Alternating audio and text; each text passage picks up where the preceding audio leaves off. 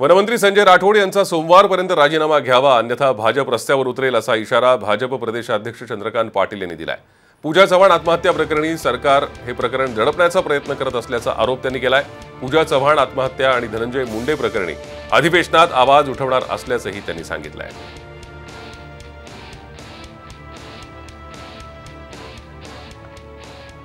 उद्या राजीनामा होणार नसेल तर सोमवारी युवा आघाडी उतरेल। लॉजिक आहे त्याला की पूजा चव्हाण 22 वर्षीय होती, म्हणजे युवा होती, महिला होती आणि ओबीसी होती।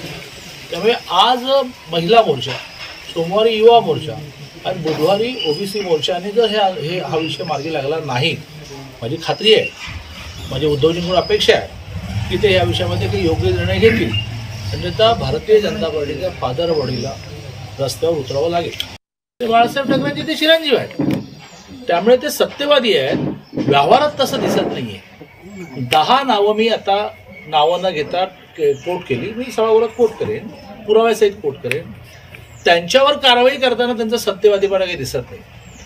त्या प्रकरणामध्ये स्वतःच्या खुर्चीची काळजीच दिसते। पूजा चव्हाण कथित आत्महत्येप्रकरणी अद्यापही पोलीस ठोस निष्कर्षापर्यंत न पोहोचल्यानं या प्रकरणाचा केंद्रीय तपास यंत्रणेद्वारे नव्यानं तपास केला जाण्याची शक्यता वर्तवली जाते आहे। पूजा चव्हाण प्रकरणावर केंद्रीय तपास यंत्रणांचंही लक्ष।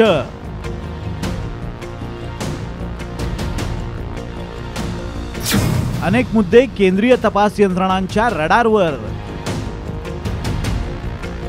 तपासातील गोंधळ पाहून केंद्रीय तपास यंत्रणेची नजर। पूजा चव्हाण आत्महत्या प्रकरणी थेट शिवसेनेच्या कॅबिनेट मंत्र्यावर आरोप होत असल्यानं विरोधी पक्ष चांगलाच आक्रमक झालाय। पोलीस तपासात दिरंगाई केली जात असल्याचा आरोप करत विरोधी पक्षानं थेट केंद्राकडून केंद्रीय तपास यंत्रणा कामाला लावल्याची माहिती खात्रीलायक सूत्रांनी दिली आहे। पूजा चव्हाण आत्महत्या प्रकरणाचा तपास केंद्रीय पथकाकडून केली जाण्याची शक्यता वर्तवण्यात येते।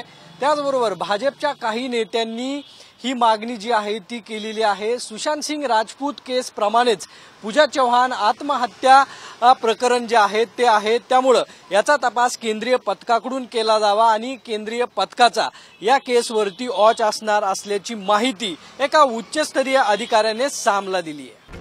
पूजा चव्हाण हिनं केलेल्या कथित आत्महत्येच्या ठिकाणाचा आणि कथित घटनेचा केंद्रीय तपास यंत्रणांमार्फत नव्यानं अभ्यास केला जाणार असल्याचं समजतंय।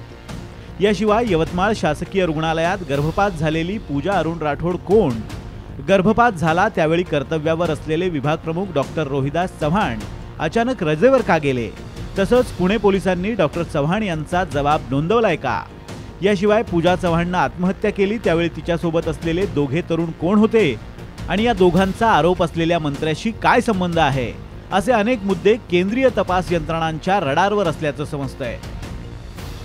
पूजा चव्हाण मृत्यू प्रकरणी पुण्याच्या वानवडी पोलीस ठाण्यात अकस्मात मृत्यूची नोंद झाली आहे। तब्बल 4 आठवड्यानंतरही पुणे पोलिसांकडून कोणत्याही प्रकारचा ठोस तपास झाला नसल्याचं चित्र आहे। शिवाय या प्रकरणाचे धागेदोरे परळी तालुक्यातील वसंतनगर तांड्यापासून पुणे आणि यवतमाळ पर्यंत पोहोचत असल्याने पोलीस तपासात एकसूत्रता दिसत नाहीये। नेमकी हीच बाब हेरून या प्रकरणी सरकारची कोंडी करण्याच्या दृष्टीने विरोधकांनी पावलं टाकायला सुरुवात केली आहे। सागर आव्हाड, साम टीव्ही, पुणे।